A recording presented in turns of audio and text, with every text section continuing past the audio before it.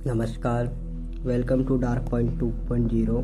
तो चलिए बढ़ते हैं आज की कहानी की ओर। भोपाल झीलों का शहर दिन में इसकी खूबसूरती देखने लायक होती है।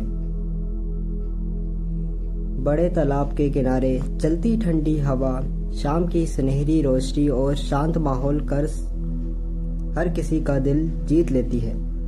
पुराने और नए शहर का अनोखा मेल इसे और ख़ास बनाता है। लेकिन कहते हैं कि भोपाल जितना खूबसूरत दिन में दिखता है, रात में उतना ही रहस्यमय महसूस होने लगता है। खासकर बारिश की रातों में जब सड़कों पर सन्नाटा छा जाता है और दूर कहीं कुत्तों के भौंकने की आवाज़ सुनाई देती है। इसी शहर के बीचों बीच स्थित इंदिरा गांधी हॉस्पिटल के बारे में एक डरावनी कहानी आज भी लोगों को बीच फुसाहट में सुनाई जाती है। रात के करीब 1:30 बजे का समय था। अस्पताल के पुराने वार्ड में अजीब सी शांति फैली हुई थी। बाहर हल्की बारिश हो रही थी और लंबी गलियों में लगी ट्यूबलाइट बार बार झलक रही थी। उस रात ड्यूटी पर केवल 2 लोग थे, एक वार्ड बॉय रमेश और नई नर्स प्रिया। अस्पताल के पुराने हिस्से के बारे में लोग कहते थे कि वहाँ रात में कुछ अजीब होता है।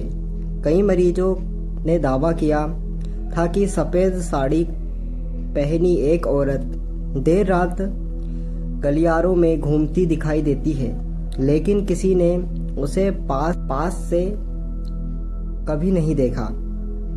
प्रिया इन बातों पर विश्वास नहीं करती थी।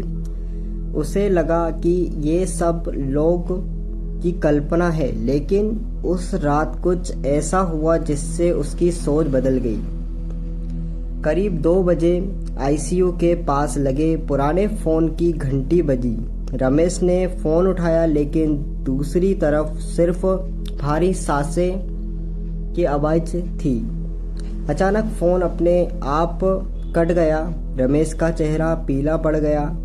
उसने धीरे से कहा, मैडम, ये वही कॉल है जो हर महीने आती है।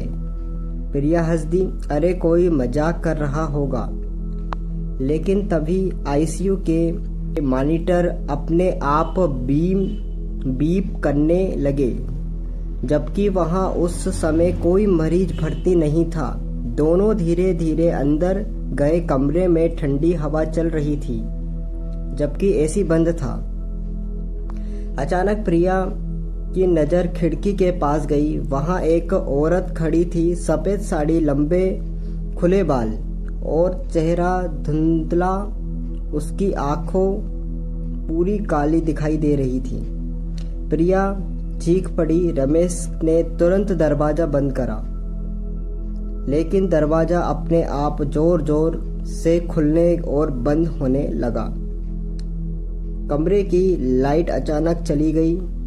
अंधेरे में केवल मॉनिटर ही हरी रोशनी चमक रही थी। फिर एक धीमी आवाज़ सुनाई दी, मेरा बच्चा कहाँ है? और उसके बाद जो हुआ उसे याद करके आज भी लोग कांप जाते हैं। तो ये थी आज की कहानी। मिलते हैं किसी और नई कहानी के साथ। Thank you for watching. Take care.